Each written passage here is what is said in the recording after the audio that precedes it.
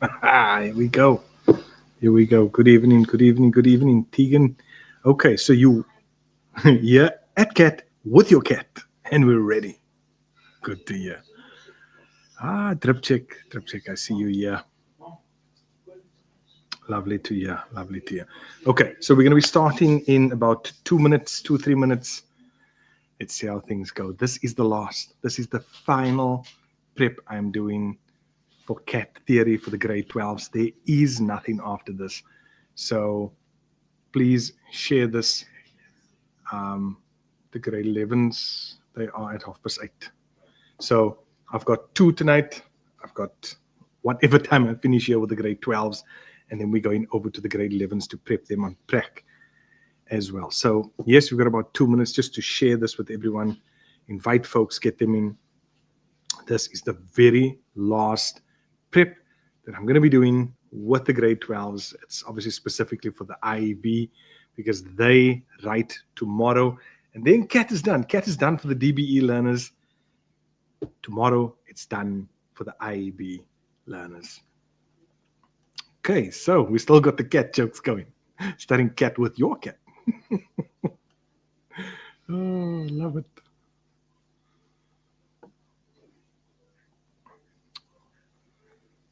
Right. Yeah, it is crazy how everything's coming to an end. Huh? Crazy how everything's coming to an end. But that's how it goes. But I hope your exams have been going well. Hope everything's been going okay. Jordan is back. Hello. Sack of potatoes as well. Yes. Okay. So the folks are coming in. We've got just under 2 minutes. I said 7 o'clock, and because I've got these two lives, I have to stick to time. So please, we are going to be going through a whole lot of things. There are questions that will come up from what I've already done.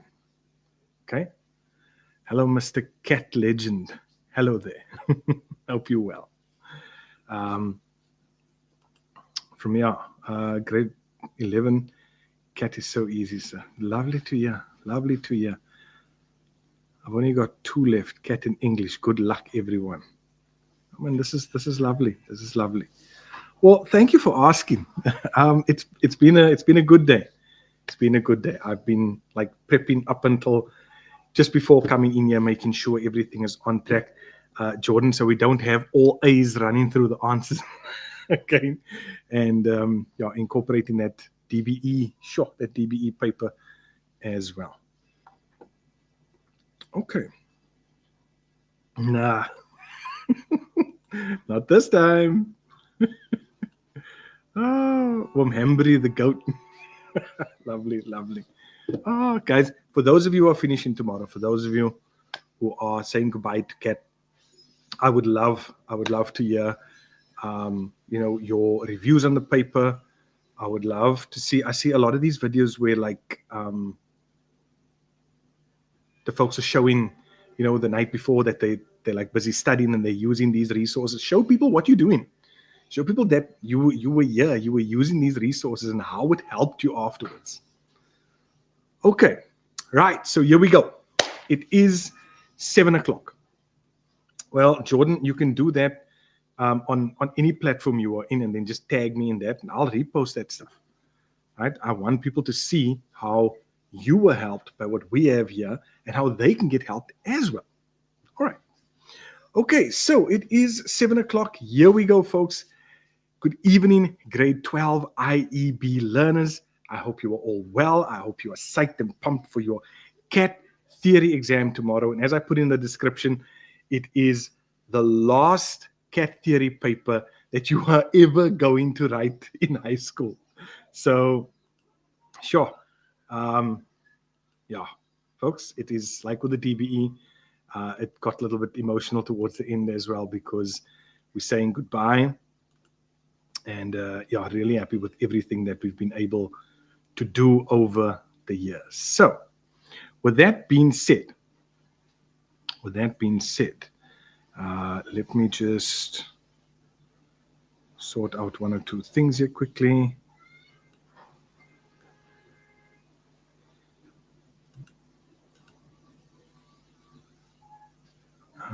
Okay, so we are on track. We are on track. Right, so I'm going to hide my face a little bit there, or sometimes you'll see it.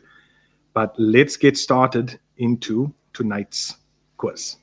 All right. So, like I said to you, there's some questions that you will see. Again, for those on TikTok, we are on Education with Mr. Hambry, the YouTube channel.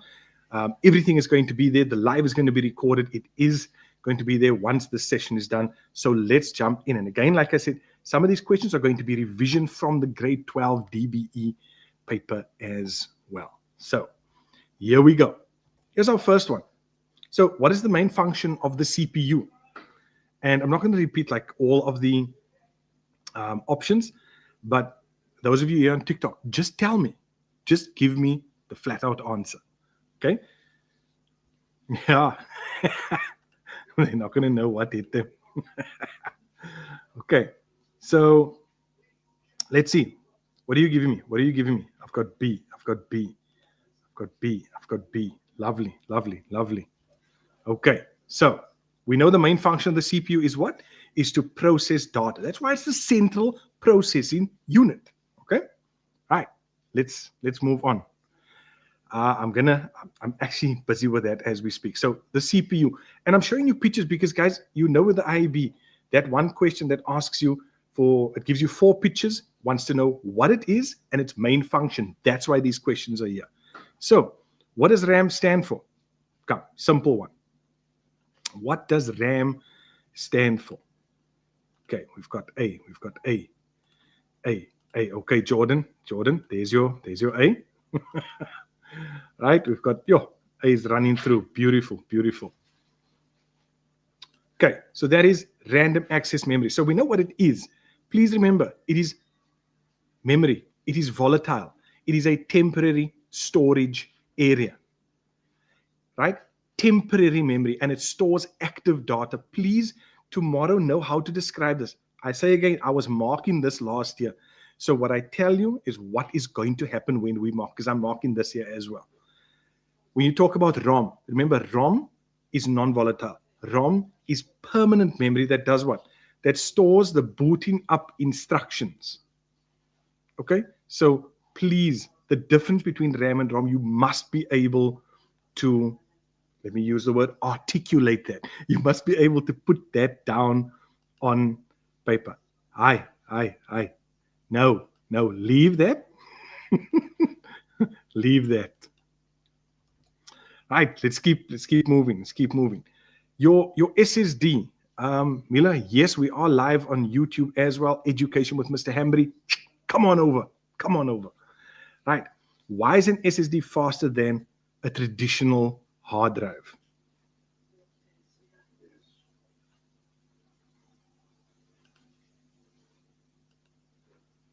Cherry, I don't have music playing here. Is there something in the background that is playing? I don't have any music playing here. Okay, so I've got A's running through. Yes, it is faster because, and please get this right, there's a faster read-write speed. It uses less electricity in comparison to our traditional hard drive. It uses flash memory. So please, right? Please check that out. These, and I know last year there was a question just like this. It was in, and there was a lot of debate because many of the learners didn't complete the sentences. They just said faster. They just said uses less electricity. If you do that, you're not going to get the marks. I can tell you that. Right, here's another one. What's the main function of a computer's driver software? The live started like about a few minutes ago, so you haven't really missed much.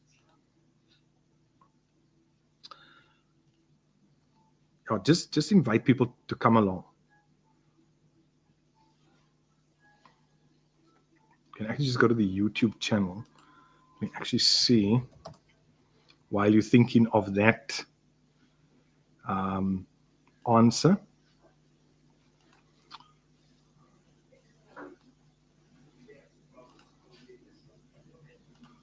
Okay, so I'm going to copy this link. There's the link if you want to bring anyone in, if you want them to see what we are doing here and join. Right. So some of you are saying connecting hardware and software, interaction between hardware and software. What are we saying? First of all, a driver, right? A driver software.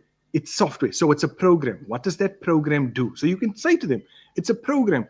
That program allows the operating system to communicate with hardware devices like a printer, a scanner, all of those things, even your flash drive. You know, when you plug it in and then that window pops up, that's the driver software working with that piece of hardware. Okay. Next one, where would you typically find this SSD? Where would you typically find this SSD?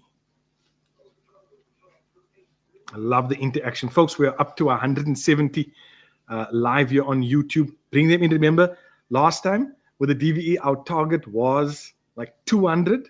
Okay, we can beat that because there are so many of you. We want to help as many as possible. This is the last night, guys.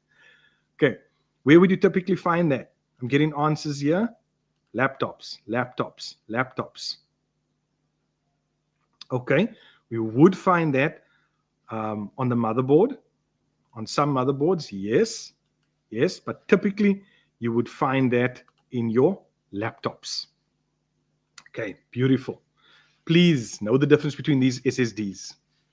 Here's another one. What is the function of the motherboard? Is it to store power, connect components, internet access, or sound control?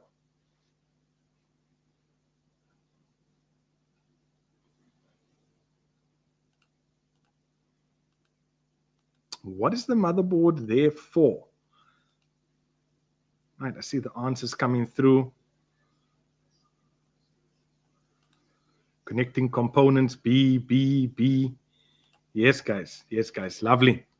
It connects the components, right? That is right. And you. So when we look at the motherboard, identify that port that I'm pointing to. What is that port called? What is that port called? Remember, you must be able to identify this stuff. Okay? Got a few coming through. Not USB-C. Not USB-C. That is just, hi, Kiara. Nice to have you here. USB, that's just a USB port. Okay? Lovely. So what's that one? What's that port?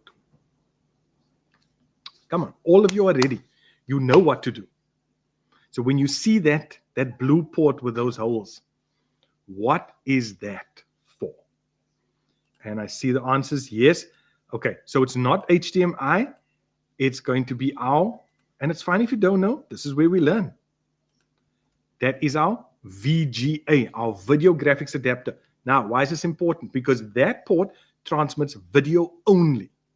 HDMI transmits video and sound. So please remember that. Right. Now, that device over there, okay. Your teacher should have taught you that. But anyway, that whole device, that whole section there, what is that for? Like those 3 ports over there, all of that. What is that indicating on that motherboard?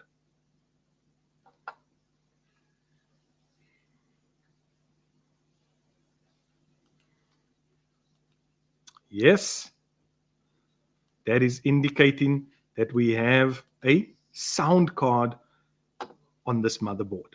Okay, one is usually like for your headphones, for your mic, and then for your speakers. But all of this is built in. All right, do you see where we're going? Okay, all right, let's move on. Here's another one. This was from grade 10. What is meant by plug and play? Okay, so the sound card is how sound is brought out of the PC. So this is where we would plug our speakers into, and then the sound comes out of the PC. Yeah, I told you. I told you. Told you I got you guys covered tonight. I'm going to hit you with a whole lot of different things. Okay, let's go. Plug and play. Yes, plug it in and use it instantly. Plug it in and it works. You don't need to turn the hardware off. Correct. Okay. Plug and play is another one. Plug and play devices have default driver support or something like that. Okay. On the way. So hot swappable means that we can actually exchange those hardware devices without switching the PC off. And that mainly refers to like your hard drives, which are hot swappable. It means I can pull out a hard drive, put another one in without having to switch everything off. So there's our definition for our plug and play, just so that we are clear. And please, people, I'm making sure that I'm giving you clear definitions this evening as well, so you can use this. It's a feature. That's the key. Plug and play is a feature. What does it do? It allows devices to work automatically when connected without needing manual driver installation. Okay? Because most of you don't know, there was a time where we had to manually install drivers. Okay. Yo, that was hectic. That was hectic. Now you were cooked, but now after this, you will be doing the cooking. Okay. All right, let's go. We're up to, let's see now. Okay, plug and play. All right, so we said that. Now, true or false? Listen carefully. True or false? Plug and play devices can be used without installing any software. Yes, yes, we need the fire. We need to be focused. We need to be motivated. We need to be on track to nail this paper tomorrow. I'm tired of hearing people say, cat theory is bad. Cat theory wasn't a great paper. Why do we learn? No, no, no, no, no, no, no. We have to get rid of that now. So plug and play devices can be used without installing any software. That is true, because the operating system sorts that out, right? It does that, remember, automatically. Lovely, lovely. Yes, yes, we are cooking. Yo, we're still going to do a lot of cooking, don't worry. Okay, let's continue. Hope you're all still with me. We've got, folks, we are just under 200. We're going to be hitting 200 soon. We've got another 80 on TikTok. So we are hitting some big numbers here this evening. Beautiful. What does GPU stand for? Come, we did this the other night. What does GPU stand for? And it's just coming in thick and fast. Yes. Okay, I can't throw all of your comments on, but beautiful. Right. It is the graphical processing unit. Okay. Graphical processing unit. Now, here's the question. Now that we know what this is, what is its main function? You tell me what its main function is, because you're going to have to do that tomorrow in the paper. So you've indicated what it is. That's one mark. Your second mark comes from telling me what the main function is.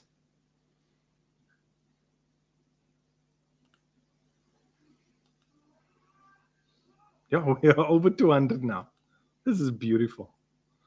Okay, so I've got allow device to run games smoother, allow processing of data instructions, cooling fans. Come, guys, almost there, almost there. I've got one here. Yes, yes, yes. Allows graphics to run smoother, processes images, adds visuals. No, man, your teacher should not have done that. But anyway, I'm here to help now. Right, so let's get that answer. Look at that.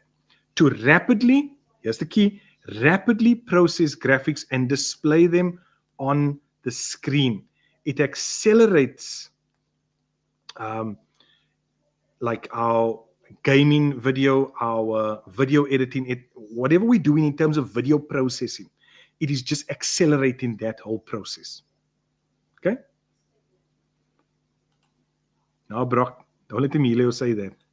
I like the logo, by the way. Okay. No, there's no such thing as it was meant to be self-study. No. Prac and theory is together. This is one subject that has two components, prac and theory. There's no such thing as self-study. Right. Don't worry about that for now. Now, just learn, pass, and you can deal with that afterwards. Okay, what is the PSU responsible for? Now, look at this first. What does the PSU stand for? Before you give me the answer, what does the PSU stand for? Give me that breakdown quickly. And while most of you are correct here, telling me, I want to know what PSU stands for quickly. Thank you. The Power Supply Unit. Okay? Please, tons of people across the country got this wrong last year. So know what it stands for, and then also what it does. It supplies power to the computer. Okay. The NIC. First of all, what does NIC stand for? It is our network interface card. Now that we know what it stands for, what is it used for? What is the NIC used for? Got answers coming through. A. Yes, it allows devices to be connected to the network. So that card enables your PC or device to connect to a network. Okay, we are on track, people. We are on track. Here's a big question that comes up often. The difference between a router and a switch. So we're just going to spend a little bit of time on that quickly. Your NIC is your network interface card, right? Sometimes they want you to say network interface controller, but it's talking about the same thing. No, you won't get it wrong for saying that, because it controls how you connect to the network. Okay, so let's look at some of the answers. I'm getting A. All the way through.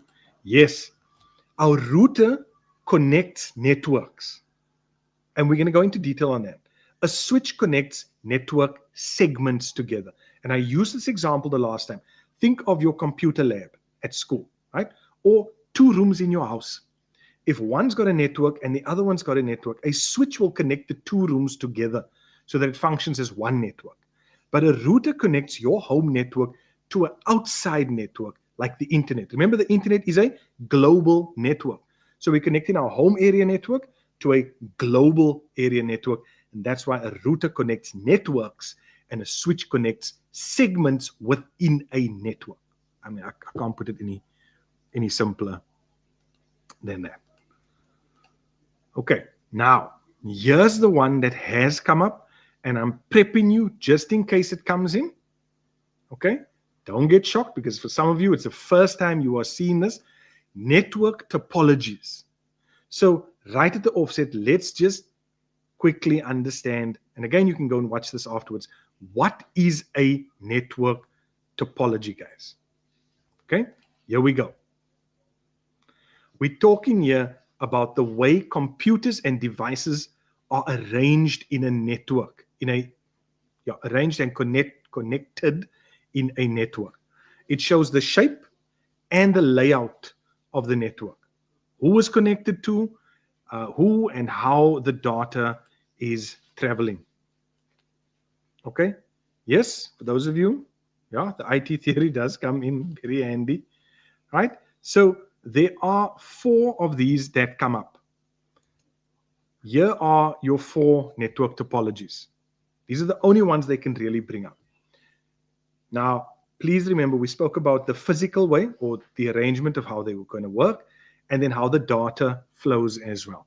So have a look at your star topology here.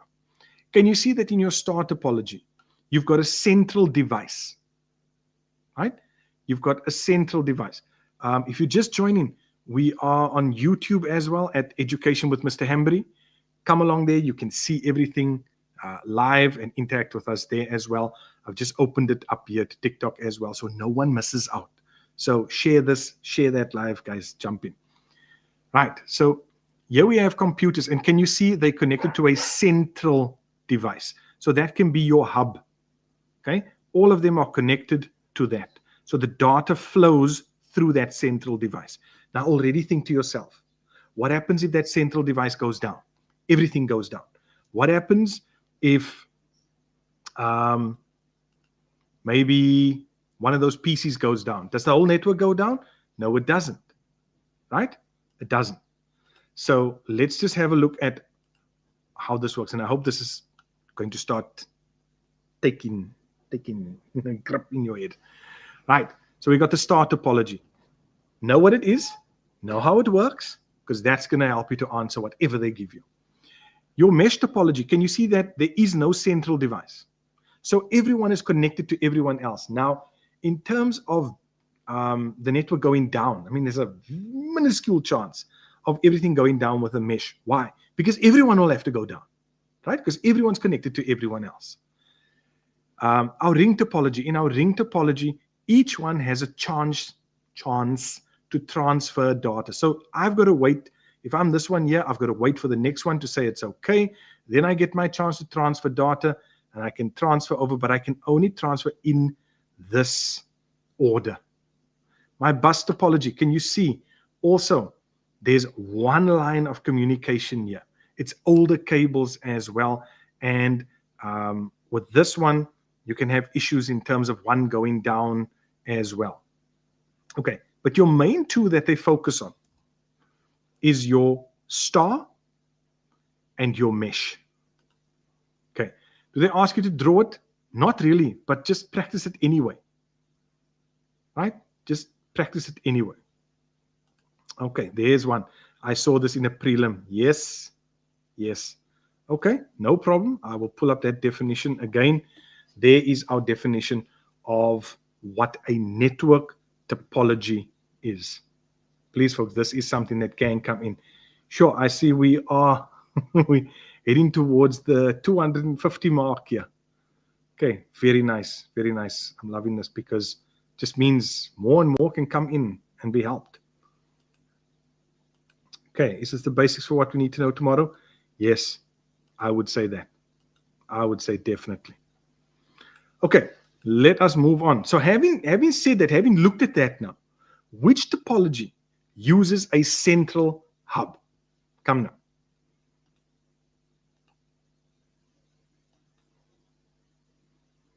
Which topology then out of those I showed you uses a central hub?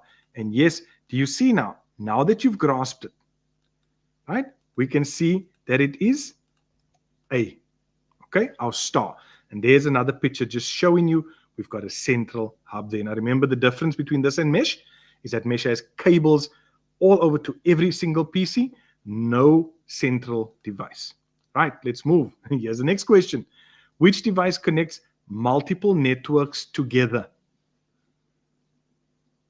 Which device connects multiple networks together? Can you see we're still in that networks?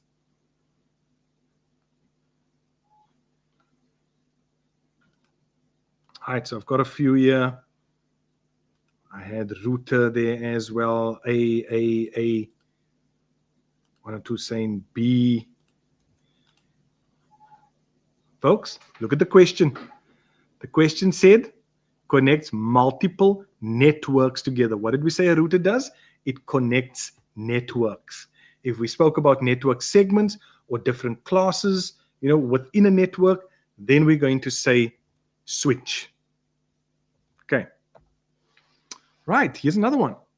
Define what an ISP is. So what does ISP stand for? Just tell me first. What does ISP stand for? Good evening, Tim. Here we go.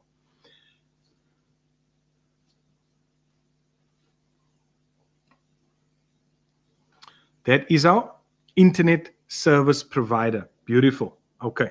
So our internet service provider. Now here's the next question.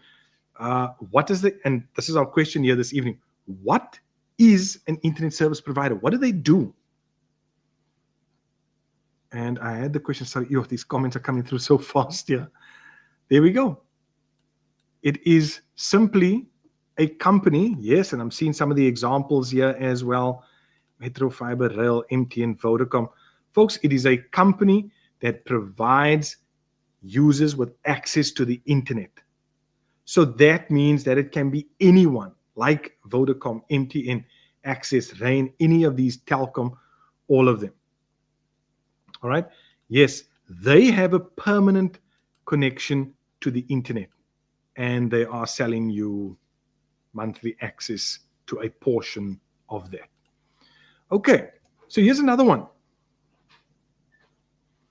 What is meant by unthrottled internet speed? Can you see how I'm testing you this evening?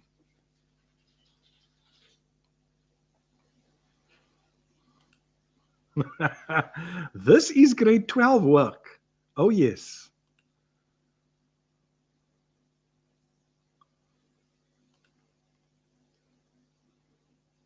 Yeah, folks, I don't see, I'm just going to say this now. I don't see all the comments because I'm streaming via StreamYard.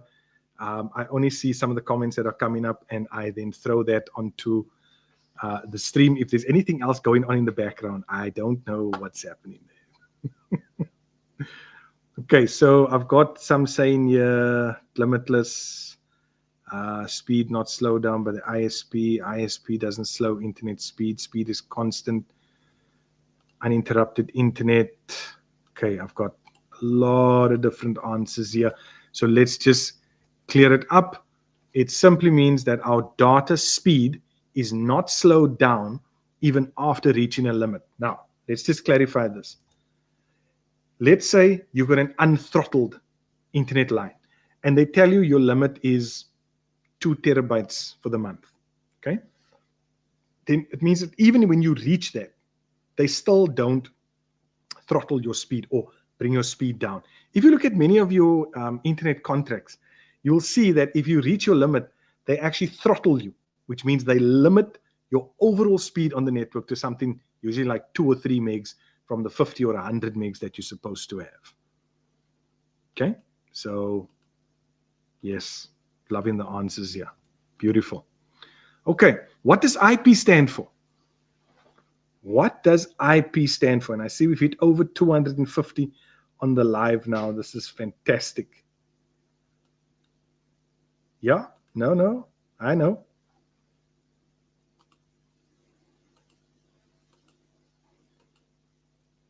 Look at this, look at this. A. What does that stand for? It is our internet protocol. So what is that IP? What is that IP address? It's like a digital mailing address for any device connected to the network. It's what identifies you uniquely on any given network. And when I say you, I mean your laptop, your smartphone, anything that's going to connect to that network. Yes, Deegan. Okay, next one. Which device connects multiple computers within a LAN and manages the data flow? Think now what we said earlier. That's why I'm throwing this in again. Beautiful, Moshe. On the money with that answer. Pauline as well. Yes, I see it coming through. B. Shoo.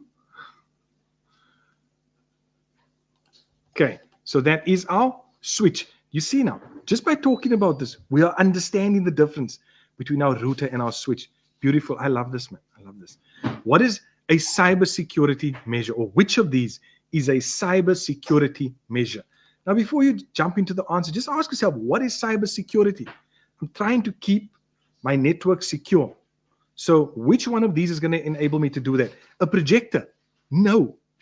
Yes, I see the answers here, Moshe and Jeanette, and okay, Moshe again. It's our firewall. So there we go. Lovely, guys. Lovely. Okay. Right. Here's one. Which one of the following describes geotagging best? I've catered for like an hour and a half, but if I'm done before that, it's fine. But yeah, because I still have the grade 11s to do. Okay, so which one of these describes geotagging best? And for those on TikTok, what is geotagging? Okay. Got my answers coming through. B. Yes. It's adding location information to media files. That's it. Don't go for long explanations, guys. It's adding location information to media files. Right, let's continue. Which one? No shame, they're writing prac tomorrow. Kolopelo, I need to help them. I'm trying my best to be there for everyone. And you, Liam. Which one is not a valid web browser? Please know the difference between your website and your search engine and your web browser. And beautiful. I see this. Listen, don't say Excel. How can you say Excel? No, man. I know it's a joke. We can't make jokes like that. It's a serious thing. Oh, no. Yeah. Okay. So, which one is not? Okay. So, some of you didn't read the question. And some of you did. Oh, man. Okay. So, please, what did the question say? Which one is not a valid web browser? So, it was C, Excel. Right? Is Google Chrome a web browser? Yes, it is. Now let's just wait. Let's just pause. What is a web browser? A web browser is a piece of software. Are you Mr. Long? No, I'm not. I am Mr. Hambury. Both of us do CAT. He goes CAT in IT. I'm CAT. I do a bit of mathlet as well, but I focus on CAT for the DBE and IEB. Right. So which one is? So what did we say? Our web browser is a piece of software. What does it allow us to do? It allows us to navigate over the internet. Does Google Chrome do that? Yes. Does Microsoft Edge do that? Yes. Does Mozilla Firefox do that? Yes. Okay. So that is our web browser. A search engine is a program inside the website that allows me to search for things on the internet. Okay. Yes, you're watching this in Google Chrome. What is going on here? Oh, no, Edge is not great. Edge is not great. All right, let's go. What is 4IR short for? Okay, Rico, I'm going to have to just tell you just to take it easy there. Otherwise, I'm going to have to just calm you down. Okay, yes, I see that answer. I don't even have to throw up many. That is the fourth industrial revolution. Now, let's just again pause here so we understand. This is a new era in technology. It's where it's fundamentally changing how we live, work, and interact. Okay? So if I look at this, I brought up this because I wanted us to see the difference between the fourth industrial revolution and the fifth industrial revolution. Can you see in the fourth industrial revolution, it's technology driven, automation and digitalization. The main thing is it's more just machines. Machines are doing this. It's just automating everything. So machines, AI, robots, Internet of Things, all of this type of thing. That's the fourth industrial revolution. The fifth industrial revolution is where we are bringing humans into the equation to work with the machines. It sounds like a movie. Sounds like Terminator 2 Judgment Day. Yeah. Okay. So humans and machines working together with the goal of improving life. So please, this is a very good picture just showing you the difference between the two.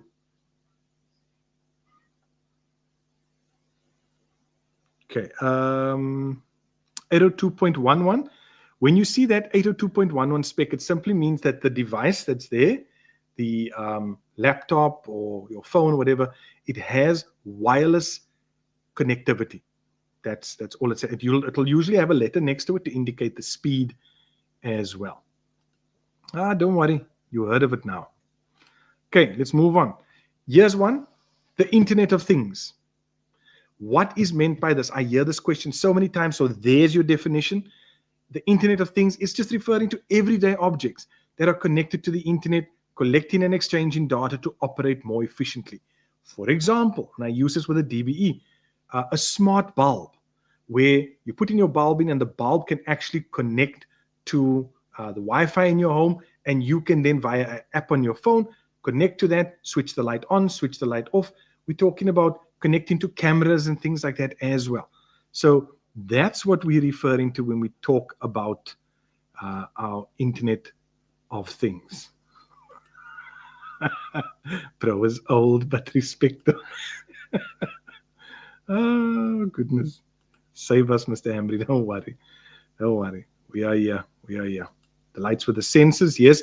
If you can control that via the internet, that's the big thing. You must be able to control that via the internet. Okay, Ghostly's asking here as we go through, what is defragmentation? That disk defragmenter is a utility that's built into Windows. It goes through the hard drive. It picks up all the scattered parts of files, brings them together so that it can actually speed up your PC. Okay, sorry, where was the next one?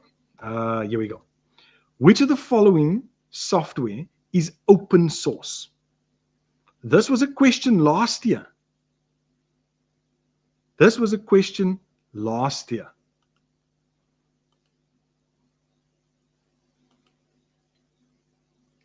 Okay, can you give me an example of open source here on TikTok as well? So yes, yes, yes. I see this. Beautiful. Okay, it is Linux.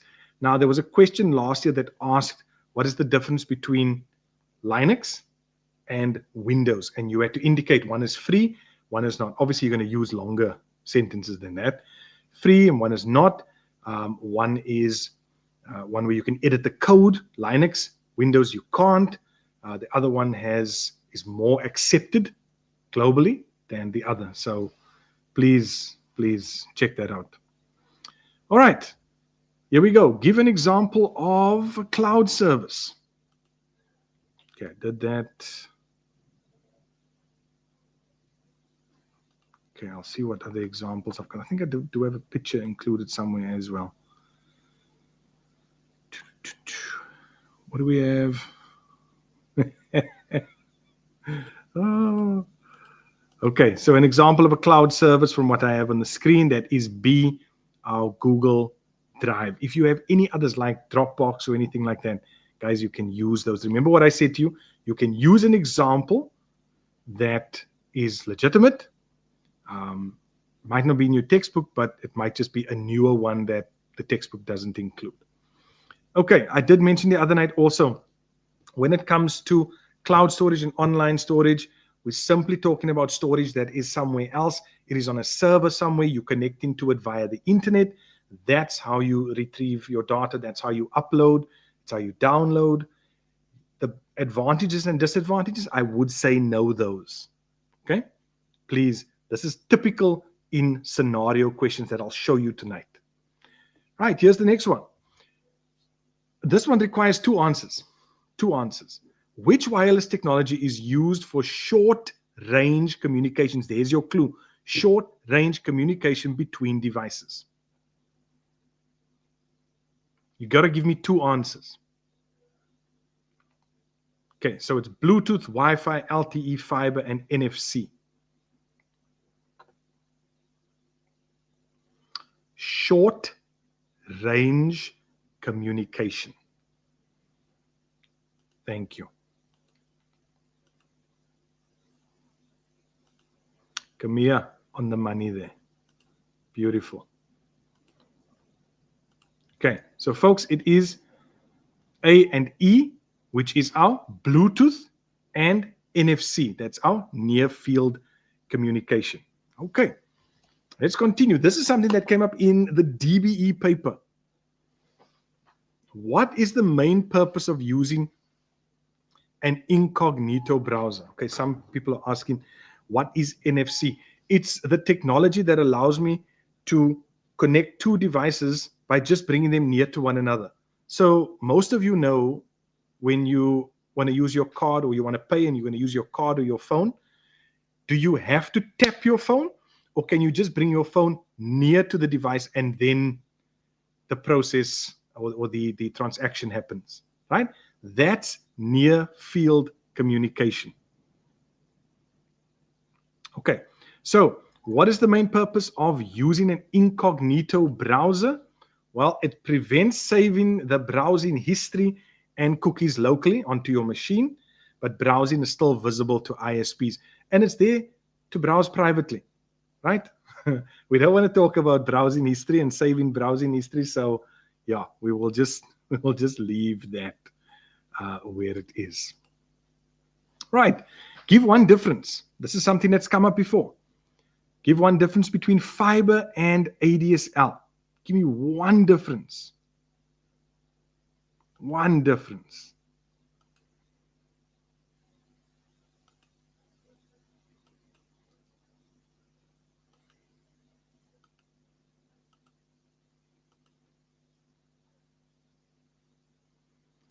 What are you asking? One difference between fiber and ADSL. Remember the cable, right? Why is fiber faster? Because it uses light signals and it's more reliable. Our ADSL uses what? Copper telephone lines. Okay, so yes, fiber is faster, but then you need to say why it is faster.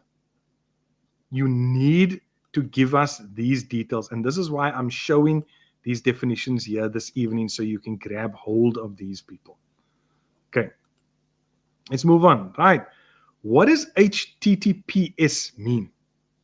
I mean, you see it out there, but what does it actually mean?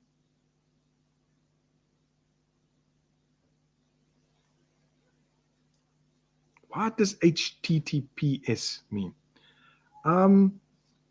Study place, I wouldn't say worry too much about the advantages and disadvantages, but just know the difference and like which one is faster and why.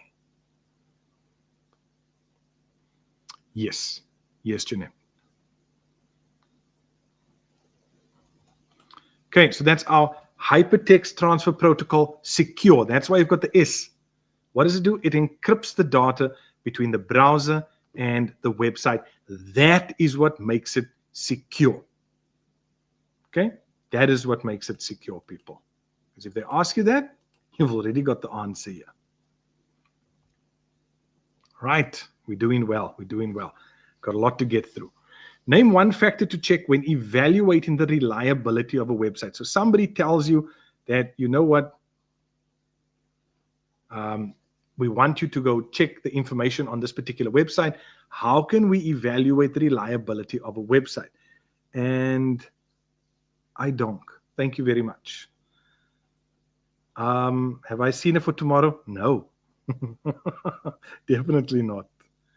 Definitely not.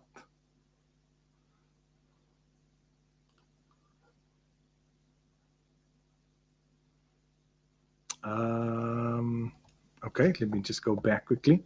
So that's our definition there for our HTTPS. Guys, you can go through this again once the live is over. All right. So one factor we can check, things like the authority, the accuracy, when last it was updated. Like, is there anything on the website that is new? Right? These are things we need to check. Okay. Yes, we can cross-reference sources, check the publication, all of those type of things. Beautiful. Okay. Our next section deals with information management and solution development. So there's your first question. When they ask you this, how are you going to answer this? What is data validation? How do you define that? Don't worry, this live is going to sort you out, plus the other videos that go with this. Guys, everything is on the channel there for you. Everything you need to pass that theory paper and pass it well tomorrow. Okay, so I've got a ton of answers here. Oh, Shamiso. Oh, nice to see my learners here. Okay, so it's checking the data for accuracy. That is the point, right? You don't have to give long explanations, especially if it's one mark. Please check the mark allocation before you give answers. Here's one. Give two advantages of using online questionnaires. Can you see where they're going with this? Right? So, two advantages of using online questionnaires. Think about it logically. If I'm using a Google form, what are the advantages of using that Google form? Come on, give me at least two or three. Let me see who are the first two or three people. Faster data collection and convenience. Yes. Easily accessible. easy to get responses, easy to share. Oh yes, this is beautiful. This is beautiful. Guys, you are ready, man. You are doing a great job here. Okay, lovely. So it's quick to distribute. Like you said, easy to get the data, easy to sort it, cheap to collect the data. Lovely. Now, give me one disadvantage. And you'll see tonight, I'm getting you into the habit of doing certain things. So give me one disadvantage of an online questionnaire. Unk is saving our futures. You know, it's so weird for me that I've reached that status where I'm now an Unk. Yo. Oh my word. Okay, so close-ended questions. It needs the internet. Yes, that is a huge one. Okay. That is a huge one where we need the internet. That's why you can see I brought that answer up. Excludes people without internet access. Next one. Which spreadsheet feature keeps a cell reference constant? Which spreadsheet feature keeps a cell reference constant? Come, simple. There we go. There we go. It is the absolute cell reference. Lovely. Okay, next one. We did this the other day. What is a primary key used for in a database? What is a primary key used for in a database? Guys, we are up to 274 folks. Do you think we can hit that magic 300 number tonight? Sure. Seeing answers here. Answers coming through. Answers coming through. Lovely. So what's the primary key used for in a database? We're talking about it's to uniquely identify records. Okay, so that's our primary key. Let's move on. What is one benefit of using a pivot chart? Just a simple answer. And maybe I'm not even going to ask you for that. But one benefit is it gives you a visual view of the pivot tables data. Not just any data, but the actual data that comes from the pivot table. Okay, that's why the two go together, by the way. Here's your next one. Ooh, no. I don't know about Twitch. Which logical function returns true only if both, there's your key, if both conditions are met? You guys are crazy, man. I've got B, I've got and. Okay, so there's our answer. And. Right, moving on. Give one way to improve data accuracy when capturing survey results. So you want to make sure the person that is capturing this is going to do a proper job. Like if we use Brock, and we want to make sure Brock is going to do a great job, and he's not going to make mistakes, because Emilio might make mistakes, but Brock might not. So how can we help him? How can we help him? Yes. I see it. I'm glad to have enlightened you. Right? We can use drop-down lists, which means they can only choose from what we tell them. Okay? Right. Next one. This is still all inside this particular section. Which tool can be used to collect online survey responses automatically? Now, already we know that. We spoke about that. That was our Google Forms. But can you see how the question can be reworded? Okay. Here's one. True or false? Shortened URLs make a link safer.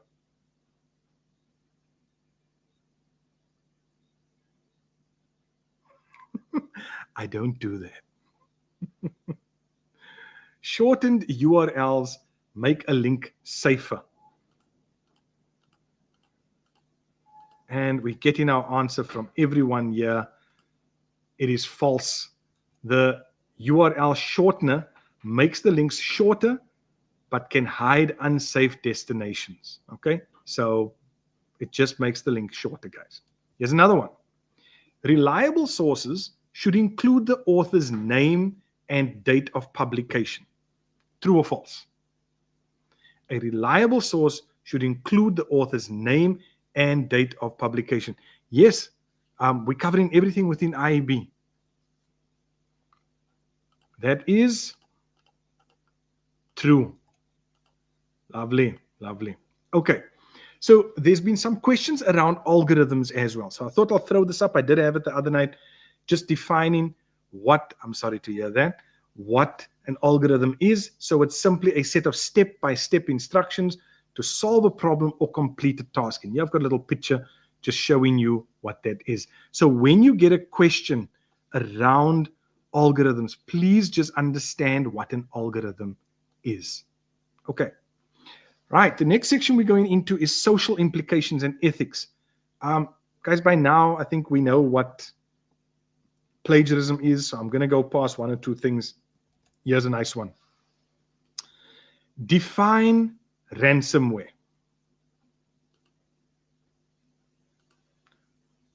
Define ransomware for me. What is ransomware?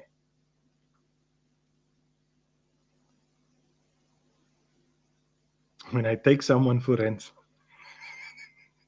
No, ransomware. Software that does what? Yes, got a lot of answers coming through here. A lot of answers coming through. So we're talking about a type of malware or malicious software that does what? It locks your files until a ransom is paid. Okay, that's the whole purpose of ransomware. And thank you very much for all these answers. Okay, let's move on. What is spoofing? I need you to understand these terms. What is spoofing?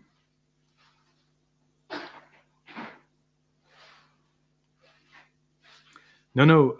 We're not talking about kidnapping people for ransom. We're talking about a program that does that with your data. So think about the same thing, but it's holding your data for ransom. We're not talking about kidnapping people here. Please, that's a conversation we don't want to have. Okay, so what is spoofing? I've got a few answers here. Some folks trying to change or trying to give me answers. Sure, I can't keep up with all of this. And it's when an email or website disguises itself as another. For what purpose? To trick the user, to try and steal their data. Okay. Right. Let's move on.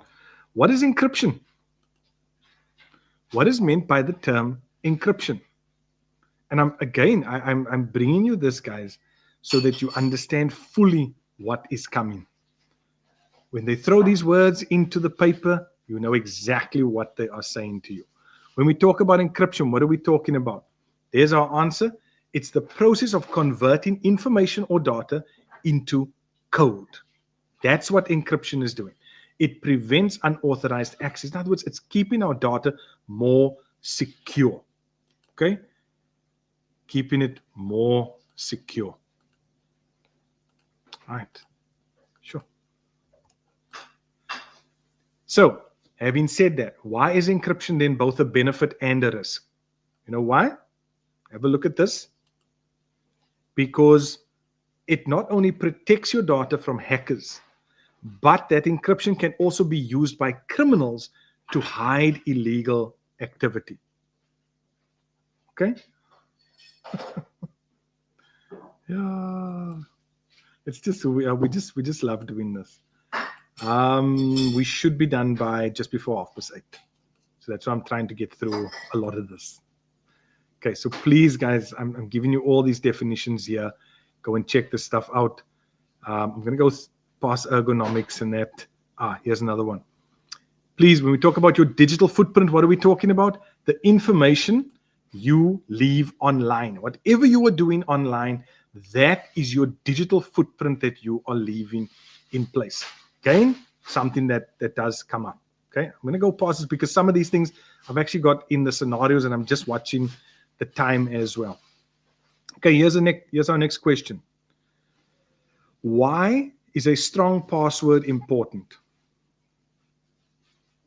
Why is a strong password important? And yes, a lot of you getting that. I'm glad this can help. Why?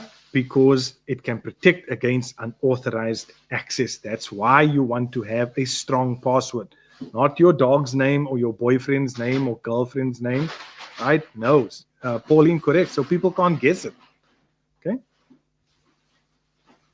Here's another one. Which one is a social issue linked to ICT use? And please, this is something that I've seen come up. If they ask you, no, I can't continue till 12. No, I'm gonna no.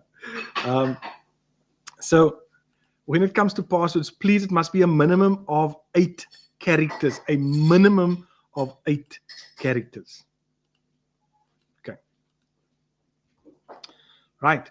So there again, one social issue linked to ICT use, that is cyberbullying. But as usual, you know what I say, we don't have any cyberbullies here because we don't do that.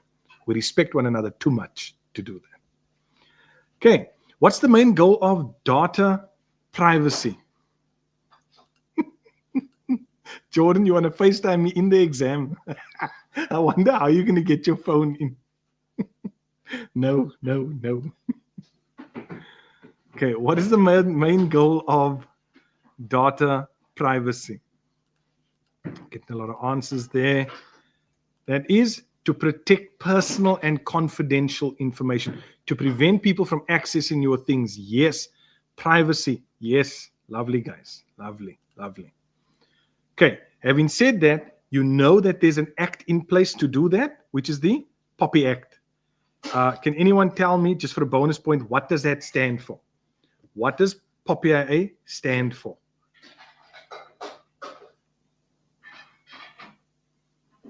Just so you know when it comes up tomorrow, what does that POPI stand for? Please, sir, please sit my exam for me. Protection of Personal Information Act. Okay, lovely. A number of you getting that correct. So here's a few terms that I know it hasn't come up very often, but it comes up in DBE and then sporadically it sort of comes up in IEB on digital currencies. So I just want to define 3 or 4 things quickly. What is a cryptocurrency? You need to know. Okay, so Bitcoin is an example of cryptocurrency. But I'm asking you, what is cryptocurrency? And no, it's not a scam. Okay, what is it? It is a digital currency. So it's online only that allows people to make payments directly to each other through an online system. Okay, so that is what it is. And I see some answers, online currency, etc. Right.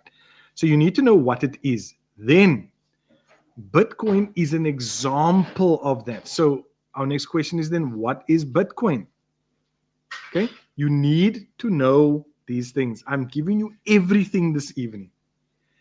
This is a decentralized digital currency that uses the blockchain technology.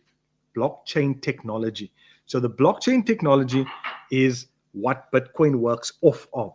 Okay, it's the backbone as to how Bitcoin actually moves around. So please go through that. Cryptocurrency, Bitcoin, and the blockchain. Yeah, blockchain as well. Those are the 3 that I've seen in DBE. It comes up every now and then, but be prepared for that because I have seen it in IEB papers before. Peer-to-peer simply means person to person.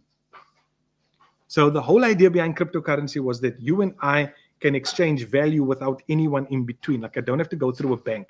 I can go direct to you and I can transfer, I can receive from you, all of this. So just know what that is. Okay. Okay, I'm going to move past some of this. Here's a nice one that touches on what we just spoke about now. Which of these best describes Bitcoin in ransomware attacks? So what did we say ransomware is? It's software that's holding our data for ransom. Now, why do these people usually want Bitcoin? And now we look at our options.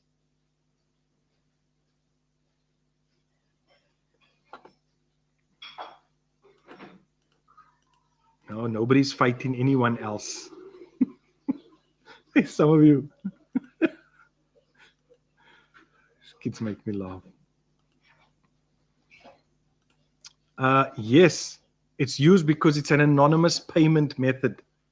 Okay, that's why these folks use it. Right. No, I'm going to go past some of these. Okay.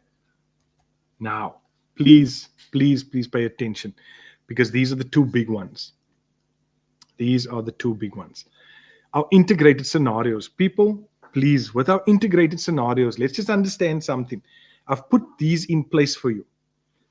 These are some tips because the integrated scenario, usually the last two questions, usually around 50 marks. Please understand what they're doing. So the first thing you want to do is read the whole scenario first. Don't just jump into the first question, right? Read the scenario, identify the theme. Are we talking about hardware, software, networking? What are we talking about? Go and highlight keywords, right? Go and highlight keywords. You are not cooked for this section. I'm giving you the tips, everything you need. Separate technical from social aspects, right? Go through this video before you go and write tomorrow. Watch for cause and effect logic. If something happened, explain why. Okay? Give real explanations, not just the terms. Apply general knowledge across the topics. Practice writing concise, confident answers, like 1 or 2 line explanations are best here. Okay? Don't overcomplicate the thing.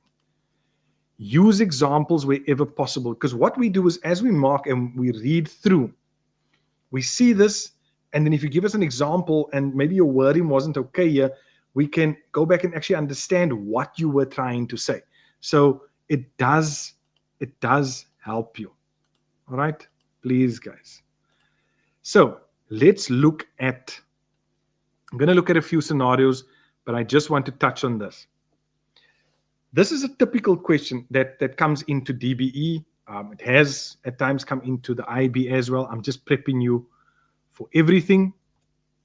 So here we have our spec list. This is a computer. These are the specs. They can ask you different questions based on that. And I'm bringing this up because it can come into the scenario as well. Okay. All right. So let's go to our very first scenario. I hope you're all with me. This is going to be intense now, okay? Because we need to understand this. So here we go. We've got one here. Future Tech Gaming Hub recently upgraded its esports lab. Each station uses high-performance computers, or PCs, with SSDs, 16 gigs of RAM, and VR headsets. The hub is connected via a gigabit switch to a high-speed fiber internet. Players log in using fingerprint scanners that store data in a secure local database. During the setup, one PC restarted repeatedly when launching a VR game, while others became slower after large Windows updates. Okay, so again, you can go through this in your own time, but I'm showing you this. I've got a scenario, and I'm actually telling you here in this presentation what you need to look for in this question. We're looking at the hardware and the system performance factors. We're looking at biometrics. We're looking at troubleshooting. And then we go into the question. And I'm just giving you some examples. You can go through this in your own time. We're looking at what is the role of cache memory. Like, what is cache memory? Cache memory stores frequently used data between the CPU and the RAM. Okay. Guys, you need to relax. Okay. It stores frequently used data between the CPU and the RAM, and that's how it speeds up processing. Okay. Here's another one that comes from that scenario. Why might one computer restart when launching a VR game? Why? Because there might be overheating. There might be inadequate, power supply, driver software conflict.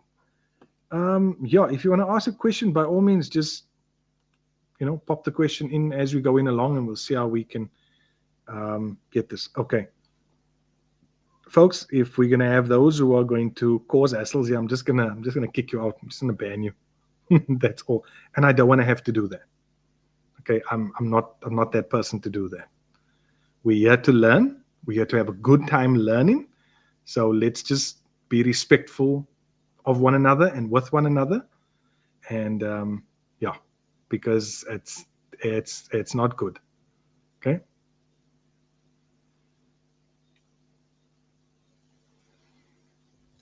Okay, let's go. Here are some other questions.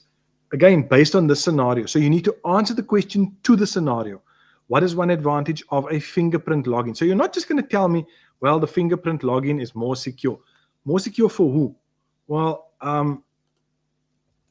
it's faster and it's more secure authentication when they log in, to their gaming PC or whatever it is. Okay, please. So that's how you're going to answer that. Here's another one. What is one risk of storing biometric data locally? What do they mean locally? On the actual PC. There can be privacy concerns. The data can be stolen. Right? These are typical questions that come up in your scenario sections. Here they're asking the difference between fiber and ADSL. Now we know that because we answered that previously. So can you see how understanding that helps us in our scenario? Right? And we said fiber's faster, fiber's more stable, right? It's not susceptible to EMI, electromagnetic interference.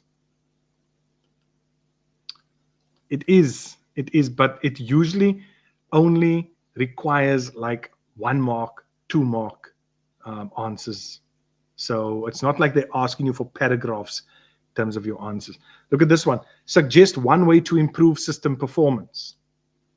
Okay, there's your answer. And again, you can go through this again. I'm just going to run through the types of questions that you can be asked. I want you to understand how they can ask these questions. That's the most important thing. Here's another one, right?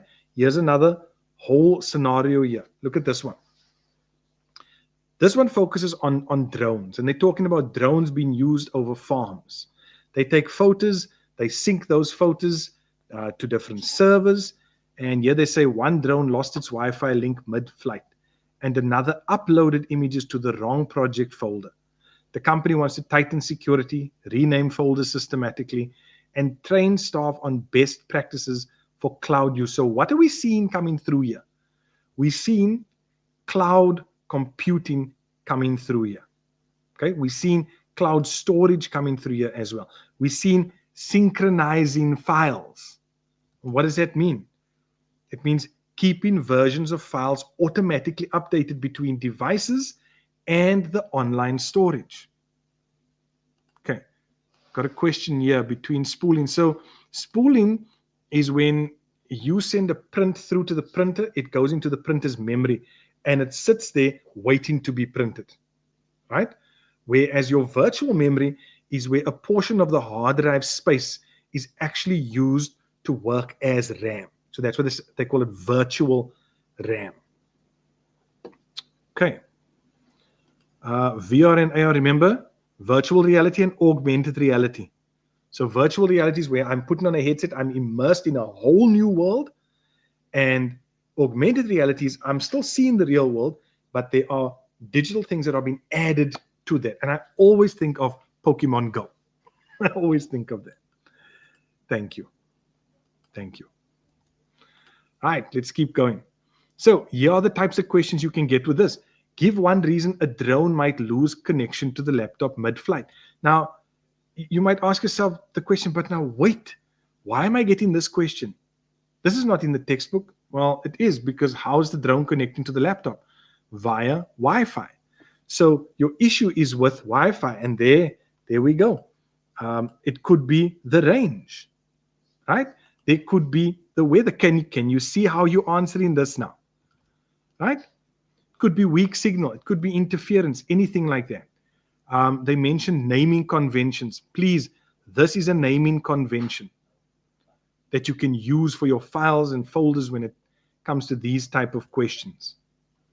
Here's another one. One advantage and one risk of cloud storage. Can you see? to the scenario. To the scenario. Okay. When we talk about bandwidth, we're talking about the speed at which the data travels on a particular internet connection. That's what we're talking about. No, we can't put the router on the drone. Okay. So there is an advantage and a risk of cloud storage. We can access it from anywhere for collaboration. That's lovely. But we can have data breaches. We can have unauthorized access. So these are all the things that can come through. Okay. So when they talk about a naming convention, all it means is how the file or folder is named. That's all. That's all. When you save files and folders, do you just save it as document 1, document 2, document 3? No. You have a particular naming convention. This document is the grade 11 PAT phase 1. This is grade 11 PAT phase 2, or whatever it is. Okay. Right. So they talk about increased security.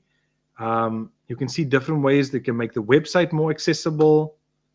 And then I think this is the last one. It's also, it's on surveillance. I've included here also what to look for. So you can go in, again, like I said, go and watch this, go and read through this so that you can look at these questions. Can you see with this one? We're bringing in AI. So why might AI misidentify movement? Right? Look at the next one. There's the question. I had somebody ask that. Remember? Bandwidth. The maximum amount of data transmitted over a connection per second. That's why when you get an internet line, they ask you like, what speed do you want? And you indicate like, okay, I want 20 megabits per second. 20 megs transmitted over that connection every second. Right? Okay. Let me see what I can do to release that tonight. Caleb, thank you for that question. I'll see what I can do to do that. Suggest one way to reduce bandwidth issues. So if you're having issues with regards to your speed, maybe you need to compress video files, maybe you need to schedule uploads, because if you've only got 20 megs that can be transmitted per second and you trying to push massive files, it's going to have an impact on your connection. Okay, so please just read the question, guys, please. Okay, here's a nice one. Answer this for me. Give one ethical concern about using AI for surveillance.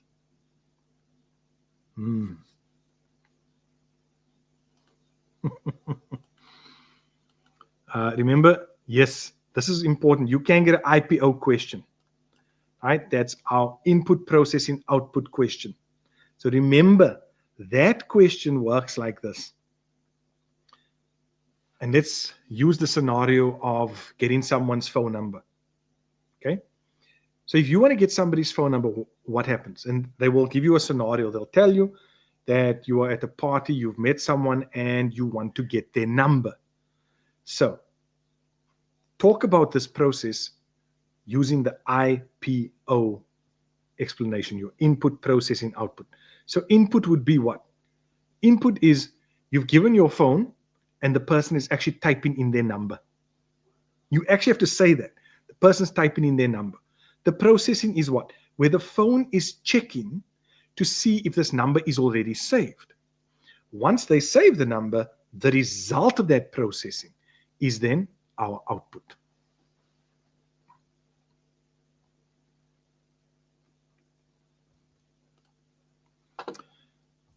Okay, where's this one? So can answering using conspiracy theories, but explaining it get you the mark. Look, as long as the understanding comes across, then it should be fine. Okay, I went through in this session already some of the prac questions that can come through. So have a look at the video when we are done. Okay, so I'm saying again, sure, sorry, there's a lot coming through here. Okay, let's go to the next question. I'll get to that again. What's one advantage of using cloud storage for surveillance? Now, you're obviously saving this to the internet, so what's going to happen? It's a centrally located area. So if Dropbox goes down, that's everything gone. Okay. I need to connect via the internet. That's another one. Okay. Right. For the integrated scenarios, I don't know, because they use a lot of different ones, and that's why I'm giving you so many different examples. Kaya, I'm not putting that up. Okay. I've already done that, so go check the video when we are done. Okay. Here's another one. Remember, I mentioned earlier our specs of the PC. So please go and have a look at this. Look at things like the DDR4. Okay, so they talk about the memory. They might ask you things like that. What does that mean? It's the fourth generation of this computer memory. It means it's faster and more power efficient. And I'm just highlighting certain things so that you don't misunderstand or look at it and like, I don't know what they're talking about. Guys, that's why we are here, to get you covered on everything. Storage, if you see that NVMe, and then with our graphics card as well. And this is why when you ask those questions, there's the answer on the screen. Everything is there for you. Okay, my time is like really, really running out. Okay, so some of the questions you can get is like, name the hardware component referred to. So you need to be able to identify those things in the specs. In this case, it was the CPU, right? When you see 4.4 gigahertz, what is it talking about? The clock speed, the speed of the CPU. Okay, we mentioned the RAM. We spoke about RAM being temporary. We spoke about our solid state. Please, you are probably going to get a question like this, talking about the solid state drive versus the traditional hard drive. Remember, your solid state drives are faster. Why? Because they have faster read-write speeds. They use less power when comparing to the traditional hard drive. No moving parts. Please, things like that. So go through that. I mean, these are all things we've now touched on. The role of the operating system as well. How the size of our screen is measured. Here's some higher order questions. Like if you upgrade from 16 gigs of RAM to 32, what kind of an improvement is that actually going to give you? I've already done that. Okay. Right. It simply means that you can run more programs at once and the PC can handle bigger tasks faster. That's what happens when we add more RAM. Right? When we compare our NVMe SSD to our SATA, our NVMe does what? It has higher transfer speeds. Folks, I'm just trying to touch on everything that could possibly come up. Go and have a look at these things. I'm going to have to wrap up now. But everything is going to be here. And that's why I'm just putting it up so you can go and pause the video. You can go and have a look at the video, answer it for yourself, have a look at some of these questions, see how they are asking the questions. This is all of this is based off of the papers of last year for DBE and IEB, the previous year, this year's DBE 2025 final paper, and the prelim IEB paper.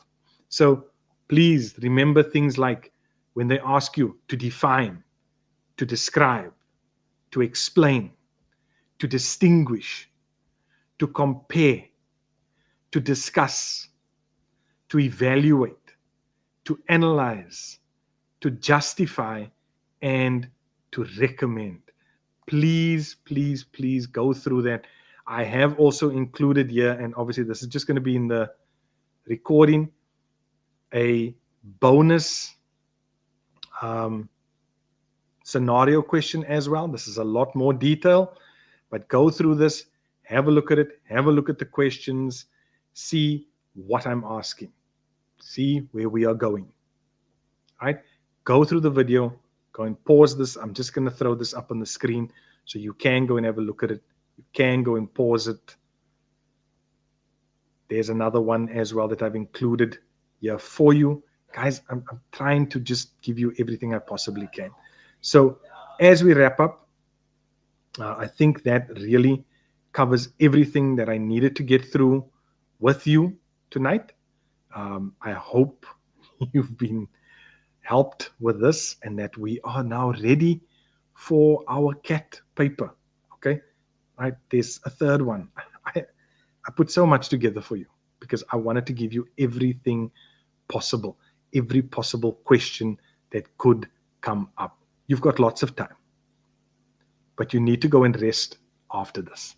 So, grade 12s, grade 12s. All I can say to you is this: well done. Well done for finishing CAT.